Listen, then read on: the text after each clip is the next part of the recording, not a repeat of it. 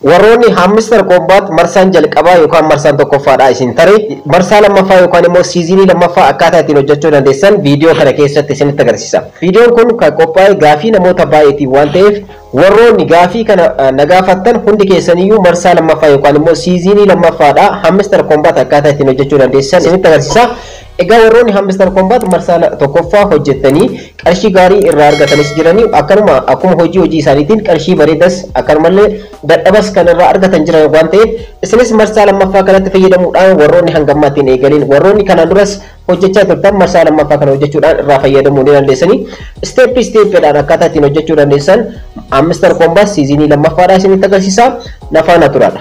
Assalamualaikum warahmatullahi wabarakatuh. Ashama harkafuuna akkam jirtan dhaggeeffattoonni YouTube channel Sofu Marapi. Bakkuma jirtanitti nageenya kan jaalalaa fi kan kabajaa isinaan qabu jecha.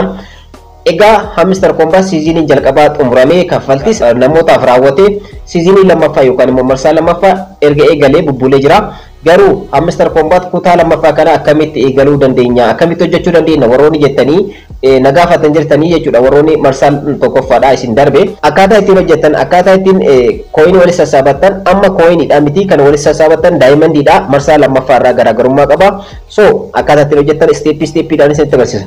Obboleewwan yeroo jalqabaatiif gara YouTube channel kanaatti dhuftanii YouTube channelin kun YouTube channel barnootaati waan ta'eef subscribe godhaa viidiyoo kana immoo like share gochuudhaan hiriyoota keessan dhaqqabadhaa. Dai gara barnootichaatti. Egaa warroonni marsaa tokkoffaa hammister combat hojjettan akkaataa ittiin hojjettan marsaa jalqabaa irraa garaagarummaa tokko hin qabu. Wanti garaagarummaa qabu coinidha kanaan dura nuuf kennaa ture amma immoo diamondidha jechuudha. So marsaa kana akkaataa ittiin hojjettan isinitti agarsiisu. Jalqaba irratti kan ittiin hojjechuu dandeessan akkuma asirratti argartan wantoota isinii dhufan kanneen keessaa gaming guyyaadhaan asirratti isinii dhufu jira. Gamiiwwan kanneen taphachuudhaan salphamatti coinii walis diamondii walis sassaabachuu dandeessan. Fakkeenyaaf isa jalqabaa kanarra kilik gochuudhaan salphamatti jechuudha dhaggeeffatan koo gamii kana Play Store irraa ni buufattu. Play Store irraa buufattanii ergasii immoo koodii isiniif kenna erga gamii kana taphattanii warroonni marsaa tokkoffaa hojjettanii beektanii ergasii immoo koodii san fudhattanii dhuftanii erga gamii taphattanii geessitanii Play Store irraa appicha buufattanii booda egaa asirratti koodii san galchuudhaan ergasii immoo random jechuudhaan salphamatti jechuudha asirra koodii san galchuudhaan salphamatti dhaggeeffatan koo diamondii argachuu dandeessanii jechuudha. Gamiin tokko afur qaba jechuudha. Diamondii afur qaba. Diamondii afur keessaa hanga barbaadan hojjechuu dandeessanii jechuudha. Kanas hojjechuudhaaf play kan waan akka gootan. Ergasii immoo appicha Play Store irraa buufattanii appicha erga buufattanii booda gamii sanni taphattanii dhumarratti koodii isiniif kennu fiddanii asirra galchitanii ergasii immoo diamondii kana argachuu dandeessanii. Egaa kun baay'eedha jechuudha. Keessatti dhaggeeffatan koo gamii keessa yeroo seentan gamii baay'eetu jira. Gamiiwwan kanneen hundayyuu taphachuudhaan irraa fayyadamuu dandeessan. Lammaffaa immoo mini gamiidha akkuma asirratti argartan. Mini game kana keessatti immoo puzzle game fi puzzle argama. Egaa puzzle game kanarratti illee kilik yeroo gootan akkuma asirratti argartan play kan jettu kanarra kilik gochuudhaan furtuu kana gara diamondiitti jijjiirama. Kanaan dura furtuudha kan kennaa ture marsaa jalqabaa irratti amma immoo gara diamondii jijjiirame diamondiidha jechuudha. Furtuu kana maal gootanii asii fuutanii akka garanatti bahu gootanii isaan kanneen steppiidhaan taphachuudhaan jechuudha. Dhaggeeffatan koo wanti isin hojjetan haala kanaan isa kana jechuudha taphachuudhaan furtuu kana garanatti akka darbu gochuudhaan salphamatti diamondii walis sassaabachuu dandeessan. Daqiiqaa tokko keessatti jechuudha. Lammaffaan immoo hexa puzzle kan jedhu kanadha isarratti kilik gochuudhaan ergasii immoo play jettanii salphamatti asirrattis dhaggeeffatan koo akkuma marsaa jalqabaati warroonni marsaa tokkoffaa taphattan asirratti fiddanii kaardiiwwan kanneen kan wal fakkaatu wal cinaa keettanii ergasii immoo wal nyaachiftu jechuudha. Wal nyaachiftanii salphamatti diamondii kana asirratti sassaabatu jechuudha. Yeroo gabaabaa keessatti diamondii baay'ee sassaabachuu dandeessan hexa pixelii kanaan jechuudha. Egaa salphamatti sassaabachuu dandeessanii asirratti isiniif laakkaa jechuudha. Isiniif laakkaa eegala gubbaa kanarratti egaa haala kanaan jechuudha. Akkaataan ittiin taphatan baay'ee tokko salphaadha. Steppiidhaan akka nama taphate kana taphachuudhaan walis sassaabachuu dandeessan jechuudha. Ani isinitti agarsiisuudhaaf qofaa warroonni marsaa tokkoffaadha taphattan baay'een keessan ni beektan waan ta'eef wanti isin rakkisu tokko illee hin jiru jechuudha. Dhaggeeffatan koo so akkuma marsaa tokkoffaadha marsaa lammaffaas steppii masanii taphattan jechuudha. Dhaggeeffatan koo erga taphattanii geessitanii booda isa wal fakkaate wal nyaachiftanii erga geessitanii hanga barbaadan erga taphattanii booda claim in the exist kan jedhu kanarra kilik gootanii ergasii immoo rewardii hanganaa kana isiniif kenna jechuudha. Diamondii hanganaa ergasii immoo claim kan jettu kanarra kilik gochuudhaan gara akkaawuntii keessanitti akka isiniif deebisu gochuu dandeessanii jechuudha. Inni biraa immoo dhaggeeffatan koo kaardis mine kaardis kan jedhutti argama. Isa keessa seenuudhaan kaardiin kun kan fe'ee jira. My kaardis irratti firiitu jira guyyaadhaan jechuudha.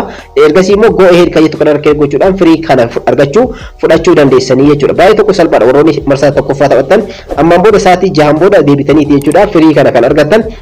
My card keessa yeroo seentan immoo inni kun profit per hour keessan isin guddisuudhaaf isin tajaajila.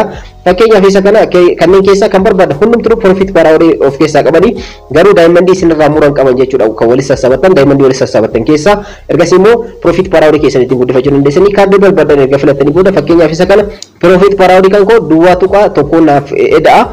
Diamond lama narraa hir'isaa ergasii immoo go edit kan jettu kana kilik gochuudhaan salphaatti taphachuu ni danda'a jechuudha. Egaa haala kanaan jechuudha kan itti fayyadamtan jechuudha. Egaa waa'ee geemiitiin kan wal fakkaate kana fakkaata jechuudha. Playground keessa yeroo seentan egaa waa'ee geemii kana fakkaata. Playground keessatti geemiitu jira, geemiiwwan adda addaa jira, mini geemiitu jira. Akkuma duratti isiniif ibsee miniiwwan geemiin kana fakkaata, kaardiin illee kana fakkaata jechuudha. Inni biraa immoo airdrop kam keessattuyyuu karaan ittiin coin guddaa wal sassaabatan jechuudha. keessattuu diamondii salphamatti argachuu karaan ittiin dandeessan invite friendidha. Friendii keessa argisiisanii linkii kana namootaaf invite gootanii namoota as keessatti invite godheef kanneen fakkaata jechuudha. Isin invite gochuudhaan namoota kanneeniif salphamatti dhaggeeffattoota koo irraa fayyadamuu dandeessan. Linkii kana copy gootanii ergasii immoo karaa social media adda addaatiin namootaan invite gochuudhaaf keessattuu Projektiiwwan airdrop kamiyyuu baay'inaan kan kaffaltii gaarii isiniif kaffalan Hamster Combat umarratti tokenii gaarii namoota invite baay'ee qabaniif namoota baay'eedhaaf invite godhaniif kaffaltii gaarii kaffalee argitanii jirta jechuudha. Marsaa kanas namootaaf invite gochuudhaan diamondii keessa wal sassaabachuu dandeessan.